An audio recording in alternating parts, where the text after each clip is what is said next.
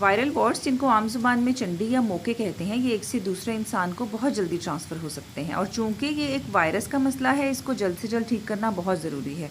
Clinic में इसे ठीक करने के लिए हम सबसे पहले इंजेक्शन लगा के स्किन का एरिया सुन्न करते हैं और उसके बाद लेज़र की मदद से इनको जला दिया जाता है।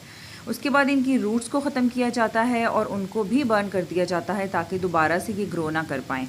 मोकों को ख़त्म करने के लिए किसी भी किस्म की लोशन या करीमें कारआमद साबित नहीं होती और वो दोबारा से उग जाते हैं। तो बेस्ट तरीका यही है कि आप जल्द से जल्द उसका लेज़र करवाएं, इससे पहले कि वो बाकी लोगों में भी ट्रांसफ़र हो जाए।